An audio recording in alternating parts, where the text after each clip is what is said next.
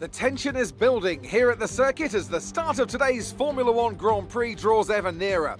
What drama awaits us between now and the checkered flag? Well, we'll find out in just a few moments' time. The 3.6 miles of the Silverstone circuit in Great Britain is hallowed ground to the Formula One faithful. We have 18 corners that wrap around this former World War II airbase and some good passing opportunities at the end of the DRS zones. Now, Anthony Davidson, I wonder, might we be in for some early pit stops today from the midfield teams, all trying to put some pressure on or disrupting things for the leaders up front? If you're in the middle of the pack, you got your own race to run, I don't think they're going to be thinking about causing trouble up front. However, closer to the head of the pack, don't be surprised to see some split strategies. If you're running second and third, for example, bringing one car in for an undercut while leaving the other one out there longer can put a lot of pressure on the leader and maybe force them into an error. With the race minutes away from starting, here's what today's grid rundown looks like. Lewis Hamilton lines up on pole position, and Max Verstappen lines up alongside. Looking down the rest of the grid, we have Perez, Albon, Lance Stroll, and Sainz, Norris, Ricciardo, Ocon, and Charles Leclerc, Vettel, Kvyat, Pierre Gasly, and Grosjean, Magnussen, Russell, Kimi Raikkonen, and Antonio Giovinazzi. Latifi and Valtteri Bottas begins the race from the back of the grid. And now it's time to head down to the track. Hello, Leg Lover here, and we're back today on F1 2020 after a week-long break. And with F1 2021 right around the corner, I thought it would be a good idea to do one last race against the AI, and so we're here at Silverstone in Britain doing a last question mark challenge one last time on this game. And then when the F1 2021 game comes out, we can do another race here at Britain so that we can point out the differences with the cars, the AI, and stuff like that. But let's get straight into the video then. If you do enjoy it, make sure to leave a like and subscribe, as that would be greatly appreciated, and I hope you enjoy the video. Alright, getting straight into the race now, the strategy is going to be starting on the mediums and going onto the softs, and the undercut is quite powerful around here, so we're going to try and get the undercut done by pitting very early as we line up on the grid to start this race here. It's 3 lights, 4 lights, 5 lights here.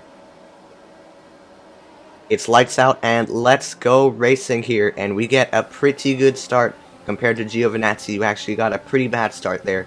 And we're going to try and go around the outside for turn 1, because that is the better line, and you can see how many positions we've just made up at turn 1 as we send a huge move down the inside, just enough room on the inside of Sebastian Vettel, and now we're sneaking in around the outside of turn 4, and on the exit we're using the overtake button. We have to leave space on the inside, but we do get the move done, and now we're gaining so much on Leclerc up ahead, going into this left-hander, and we're going to try and go around the outside of Leclerc. He's now on the outside of us for this right-hander, and we get the move done on him. And on the exit we run slightly out wide and end up getting a warning, but hopefully there will be no more of that in this race. But we've already made up 8 or 9 positions in this race in literally not even 2 sectors, so that's a pretty good start here, especially considering that Silverstone is probably the best track for the AI, so it will make this challenge a lot more difficult here, but hopefully we can make the best out of it. But heading down the hanger straight, I think this is, and we're half a second behind Kvyat as we clip the grass on the inside, which forces us to go wide, and luckily that doesn't result in a warning. But now just 4/10 behind Kvyat as we exit the chicane going out of the final corner, and now we finish off lap 1 and heading into turn 1, and we're just going to try and close this gap before the DRS gets enabled, because that DRS is really what will make this overtaking difficult, because if we get stuck in a DRS train, it will be pretty much impossible to overtake. But you could see there out of turn 4 we did not get a good exit, and that's pretty much ruined one of our overtaking chances on Kvyat, which was down that straight that we just went through there. So because of that last bad exit, we pretty much ruined that overtaking chance. So that's not ideal, and we're going to have to try and get close enough for a move down the hanger straight. which is quite difficult because it is very hard to follow cars through maggots and beckets, which makes getting close down the straight very, very difficult here. And heading through the S section, you can see we're half a second behind, but you can just see that the front tires are not gripping up at all because of that dirty air. And heading down the straight, we are half a second behind, and we're not using any of the overtake because we just won't be close enough to make a move. And heading through Stowe, exiting Stowe now, and the gap is 0.4 of a second into the chicane. The dirty air isn't too much of a factor here because it is much more low speed, but as we exit the corner, we are 4 tenths behind now. But crucially, the DRS has been enabled, and now we're all pretty much stuck in a DRS train here. And braking for turn 3, you can see we have a slight look down the inside, but we're simply not close enough to make a move. We're trying to set up this exit, but it's to no use because everyone here, pretty much, it's going to have DRS, so it's really no use for us, even if we do use the overtake button, which is why we're not using the battery at all down that straight. And it's pretty much going to be impossible to overtake now down the straights because of that DRS. And once you're stuck in a DRS train, it's almost impossible to overtake, especially at a track like this where dirty air is brutal through the corners and then DRS is crucial on the straights. So it's going to be difficult here, and you can see the engine overheating, and if we don't get the position down the hanger straight, then I'm going to box this lap because there's no point sticking in the DRS train and losing time when we can try to undercut everyone. And as you can see, we confirm to box this lap because we weren't able to get the move done down the hanger straight. So we box now to get a huge undercut on the guys ahead and just push lap after lap, hot lap after hot lap pretty much in clean air to maximize the advantage of the undercut here, because tire wear is really not an issue on the softs in 25% races. As we finish the pit stop, exiting the pit box, it's a 2.8 second pit stop, and as I said, tire wear is not an issue in these 25% races.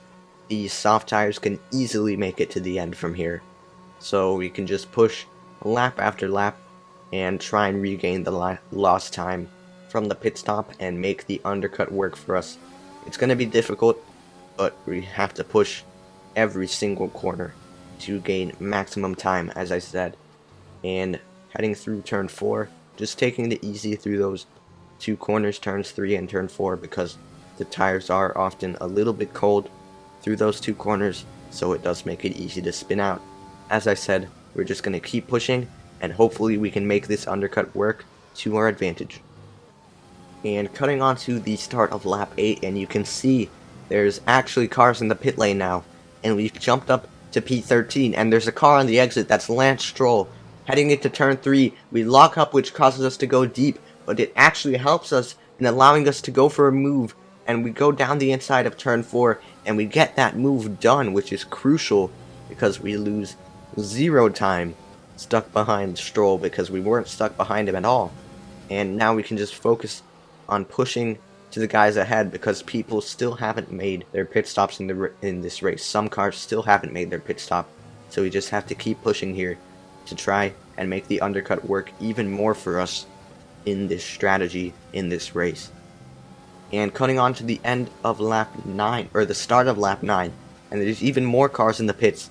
You can see Perez is exiting the pit lane. We're a bit too far back to try and go for a move on him, which is quite unfortunate because we were only just too far back to go for a move, and we get a bad exit out of turn 4, so a potential overtaking opportunity lost there, and now we might actually be stuck behind Perez for the majority of the rest of this race, so that might not be good. That might have cost us there, not being able to get past Perez, so we're just gonna have to try and keep pushing and see what happens in this race.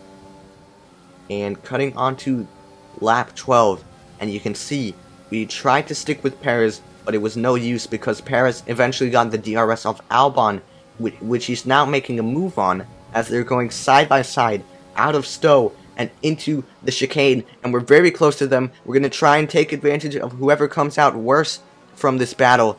Exiting the chicane now. We're using the overtake.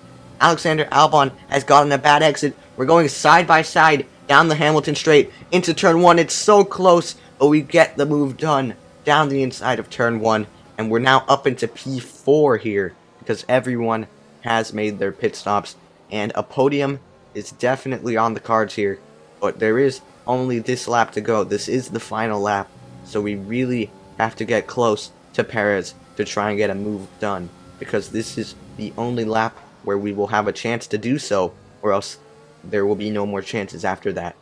So heading through this right-hander, it's crucial that we get a good exit, but you can see we don't get a good exit. We run wide slightly, and that ruins our exit, and we're now 6/10 behind Perez, and it might be too late to try and catch up and make a move. You can see the gap is 7/10 now, and we have pretty much zero battery power to use.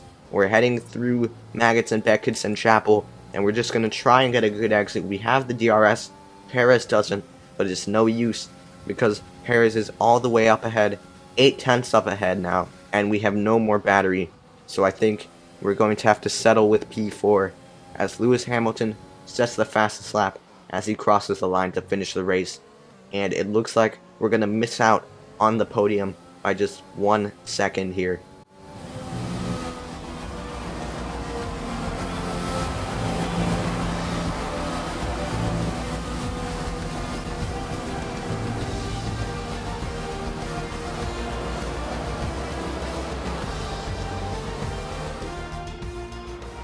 Well, they've done a brilliant job, I must say, under some intense pressure to take a well-earned victory here at the British Grand Prix.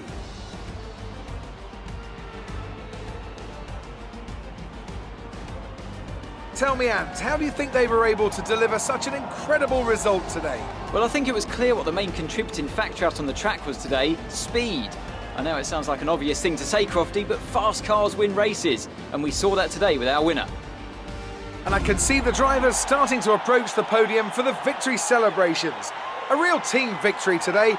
Everybody played their part. Congratulations then to Mercedes, your race winners today.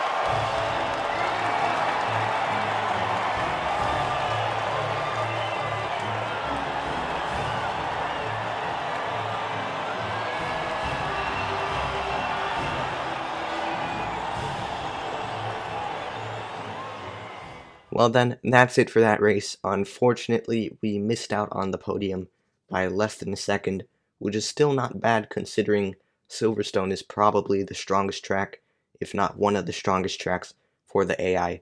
But guys, that's going to be it for this video then. If you did enjoy it, make sure to leave a like and subscribe, as I post F1 content 3 times per week, Sundays, Tuesdays, and Thursdays. This Tuesday, actually, the F1 2021 game is going to release, and I assure you there's going to be plenty of content regarding that game. The first F1 2021 video on my channel will be this Thursday, and there's going to be everything from Grand Prix races to time trials to track guides to breaking point. Expect to see it all on this channel.